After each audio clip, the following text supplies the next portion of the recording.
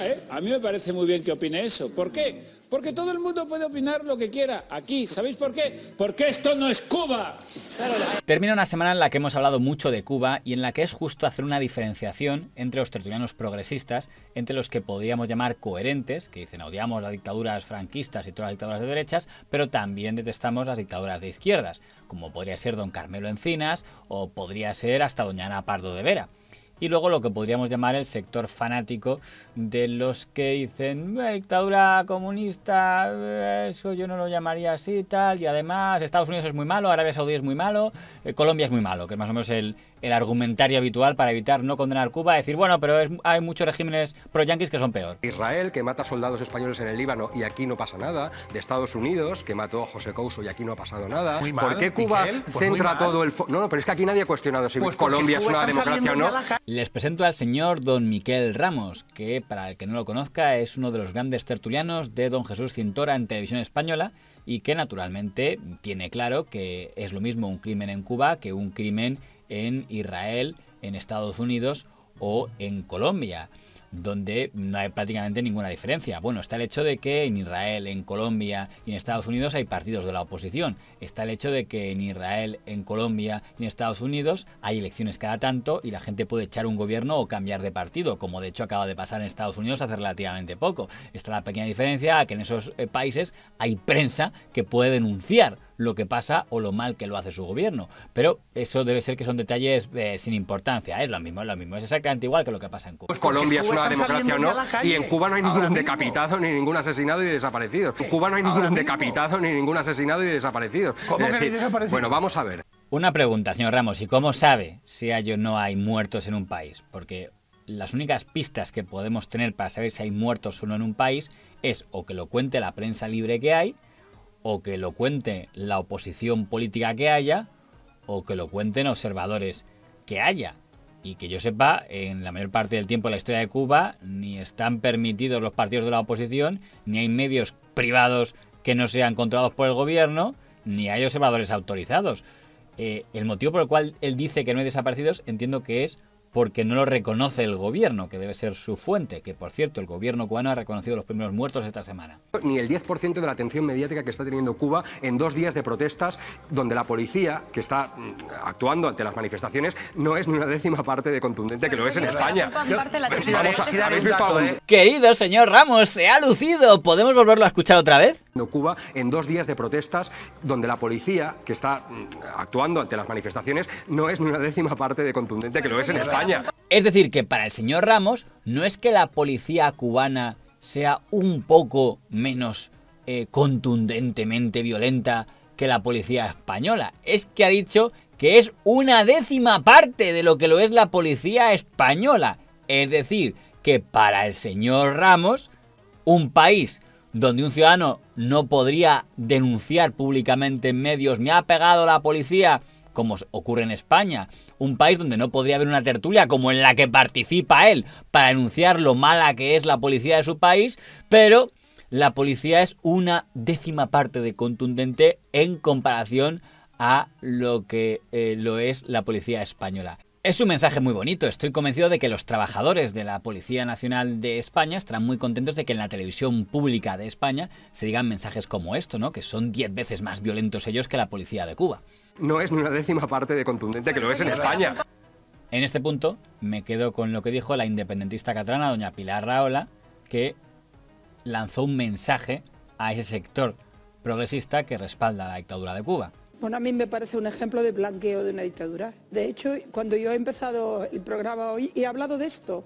He hablado de cómo desde posiciones de izquierda o posiciones progresistas se blanquean las dictaduras de izquierda. Y a mí me parece repugnante. Es repugnante que se blanquee una dictadura. Dice, no es una dictadura. No hay libertad de opinión, no hay libertad de expresión, no hay libertad de oposición, no hay libertad de movimientos.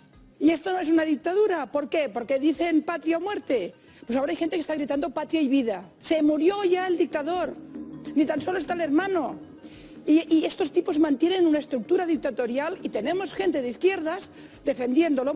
Lo único malo que tiene lo de doña Pilar Rahola es que parece que ha olvidado que los de la CUP, que tanto respaldan a su admirado señor Puigdemont, están totalmente con Cuba. ¿Recuerda quién decía doña Ana Gabriel que era su referente político?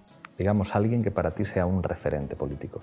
Fidel Castro, que lo acabamos de enterrar y que tuve la suerte de poder estar en La Habana en esos días. Y ya sé que doña Pilar Rahola no es especialmente amiga de los de las CUP, pero ella, que tanto critica que pueda haber gobiernos sostenidos por Vox, le tendría que incomodar que todos los gobiernos del independentismo catalán estén sostenidos por la CUP.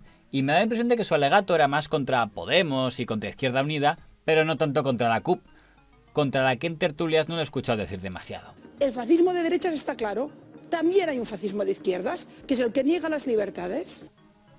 Otro tema mediático de la semana que no podíamos dejar de comentar es que ya sabemos que doña Isabel Díaz Ayuso no tiene complejos y, según algunos, tampoco tiene vergüenza, porque ha nombrado administrador de Telemadrid, tras cepillarse a don José Pablo López, a don José Antonio Sánchez, el que era presidente de Radio Televisión Española en la etapa del señor Rajoy, el que era presidente de Telemadrid en la etapa de la señora Aguirre y el que era director general de Televisión Española en la última etapa del señor Aznar. Y no tengo nada en contra del señor Sánchez, fiel discípulo de don Luis María Ansón, pero qué curioso que el futuro de Telemadrid esté en los gestores del pasado.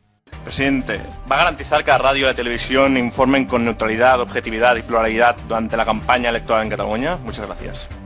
Mire usted, lo que no se va a hacer en una televisión pública como la que yo dirijo es disparar contra la imagen del rey de España como hacen en la suya. Ni se va a quemar la Constitución, no, eso pasa en la suya, en la mía no. Peligroso hablar de televisión mía. Bueno, habría material para hablar del señor Sánchez, y de antes incluso, de cuando era tertuliano, pero ya han estado La Sexta y Televisión Española dedicando media hora en el programa del señor Cintora y el programa del señor Ferreras a machacarle, con lo cual pues tampoco hay mucho más que añadir.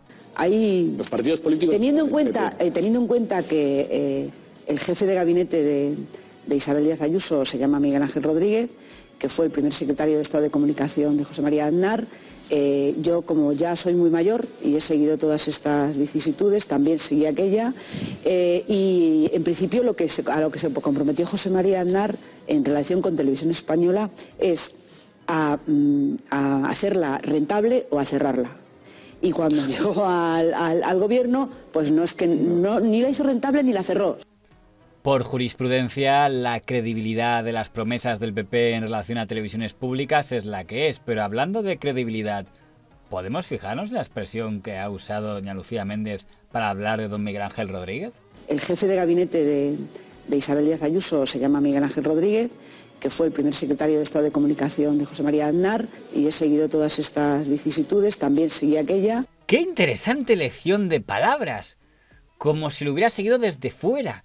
Yo seguí aquella vicisitud. ¿Como un observador periodista que lo mira desde fuera? ¿O porque quizá formó parte de aquella administración, de aquel equipo de don Miguel Ángel Rodríguez, de aquel equipo de comunicación de don José María Aznar? Parece que le da complejo recordar dónde estaba en aquella época. Luego se enfadará si villanos como don Federico Jiménez Los Santos o como don David Jiménez se lo recuerdan. Por eso sorprendió tanto el día que, habiendo subido a lo más alto, anunció que se marchaba a trabajar al gabinete de comunicación del presidente José María Aznar. Aquello provocó una conmoción, porque eran los días en los que todavía se creía que el viaje de un periodista a la política debía ser solo de ida. Lo digo porque hay una chica que estuvo de empleada de la Zarina Botella y ahora está de empleada de la Zarina Montero, y en el mundo intenta trastocar. A ver si te enteras, Lucía Méndez. A ver si te enteras. O sea, yo entiendo que haber servido los cafés a Miguel Ángel Rodríguez es muy duro y que ahora tengas que servir el café con leche a Irene Montero. Moraleja, señora Méndez, si tiene usted complejo a un apartado de su trayectoria, intente que no se note mucho o sus amigos lo seguirán usando contra usted.